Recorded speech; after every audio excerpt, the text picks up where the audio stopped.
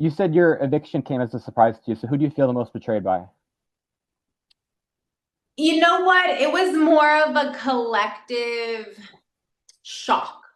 I thought that I had the entire house's vote not to evict me. So I was just very shocked by what happened and very appreciative that at least I had Kenny's vote. He was always transparent and true to his word. And at the eviction ceremony, he told me, "You have my vote. You can count on that." When the eviction ceremony, my intuition saw some, nervous hands and some, shaking feet from my friends. I knew something was off, and clearly the results were 11-1. You said in your other interviews that you thought you had 7 or 8 votes to stay. Did you think Tucker was one of these votes, and how strong did you feel your relationship with him was? You know what? He wasn't one of my guaranteed votes because I only had like a little bit of gameplay. Our last conversation was more open-ended for what we could potentially want in the future. He made it seem like that. And, we were on the same page the whole way through. We talked about my win was his win was my win, and we had a target, which was Angela and not myself. But clearly, I know now that that was a lie. So the people that I thought would for sure vote for me were my two alliances, and those were Leah, Rubina, Brooklyn. Chemo was my friend, so I knew that I probably had his vote. T-Core, Cam, and Quinn. These are for sure. I have them no matter what kind of contingency plans. But clearly that wasn't the case, but it's okay. When Julie revealed the vote was 11-1, before she said your name, did you think it was 11-1 to evict Angela? Oh, that's a good question. I don't know. Maybe not based off of how everyone was going, but it was so quick that I think I was in disbelief.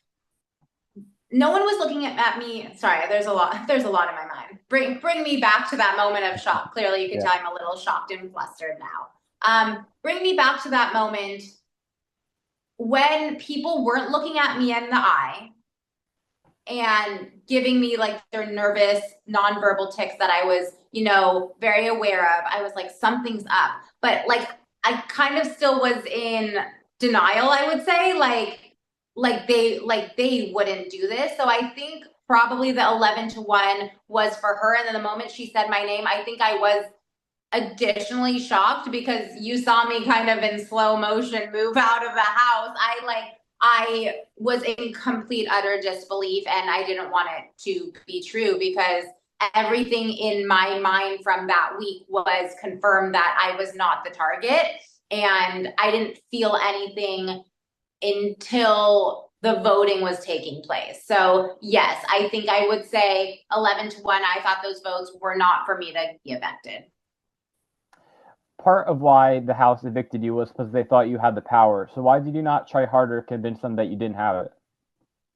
Once I heard that theory that I had the power, I cleared up with people when it came up in conversation and when it didn't as well. I was like, I don't have the power. But what's crazy is that no one believed me. And I was telling everyone the truth the whole time, except for the lie about Matt. But, I was very transparent and honest. And I don't know where that disconnect came between the collective players in the house and the narrative that was going on there and the fact that I was telling the truth. I think it's going to be a little chaotic this summer because no one is telling the truth. I was the one that was telling the truth and they didn't even believe me. So, good luck to everyone there because it's going to be a hot mess. You and Angela had quite a tumultuous relationship. Were you cool with her prior to her nominating you? And was that the start of your downfall of her relationship?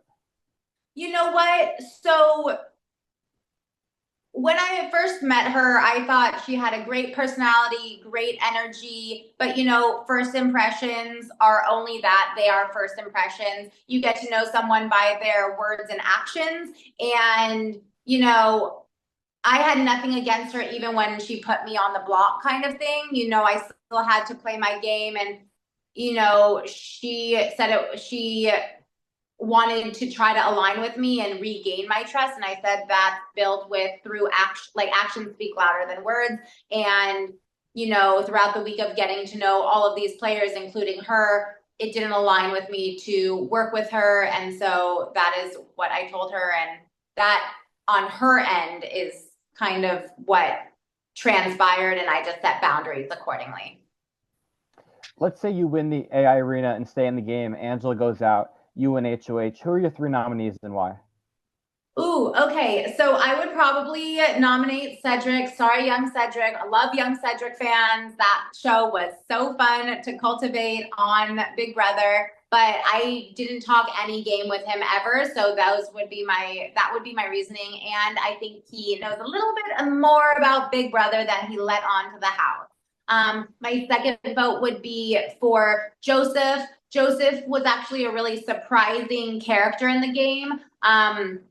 I did have to get to know him a little bit more, but my reasoning for wanting to put him up on the block was I didn't necessarily trust him because he only talked to me after I won the power of veto. So it was very clear someone's intentions, and when you're in power, who's talking to you beforehand and who's talking to you after. And then I really wanted to switch it up. I didn't want to see Kenny's beautiful face on the block. You know, he and I were block buddies next to each other. So I wouldn't want to put him up. Maybe I would put up Chelsea, just, you know, she put me up, and so it might be time to put her up. Were you aware that the house guests thought you were not actually a chef? And also, do you think the glitter was a hindrance or helped your game? You know what? I was very aware of the joke that turned into a rumor that turned into the seed that was planted that I was not a chef. I thought it was the funniest thing because the most transparent thing about me is that I'm a chef. I love food. I'm a celebrity chef. I own 2 catering companies, Plates by Lisa and Batch Best Friend. I really wanted to change and transform the industry and connect with people through food and experiences. I brought that into the show, but everything is seen through the Big Brother lens. So some things land in the house and some things don't. And I got that I was a dentist or a dental assistant. So shout out to Crest White Strips for, you know, making sure that my pearly whites are shining. I also got that I was a Pilates teacher. Tucker thought I was a Pilates teacher because I didn't know how to open the salt and pepper shakers on the show, but I hadn't used those salt and pepper shakers before. So they were just like really funny theories. It just means that I work out and look healthy, which I appreciate. And then some other theories were that I was a doctor or a lawyer. Leah hit her face on the show when we were celebrating being have-naughties ending the week, and she fell, and the way I took care of her, she goes, "Oh, you must be a doctor." So it was a running joke throughout the house, but in Big Brother, people take things seriously and run with it. So I'm very excited for people to come out of the house and to see that I'm actually a really cool chef. And last question real quick. Do you think the glitter was a help or a hindrance to your game? You know what? I'm me, and I love glitter. I bring edible glitter with me wherever I go. It's always great to garnish, and it's part of my companies and my personality. So clearly people didn't love it in the house, but America now knows me as the edible glitter queen, and I will proudly wear that title. All right, Lisa, I know you have a lot of interviews to get to today, so thank you for making the time to chat with me. Thank you. Appreciate you. Stay vibey.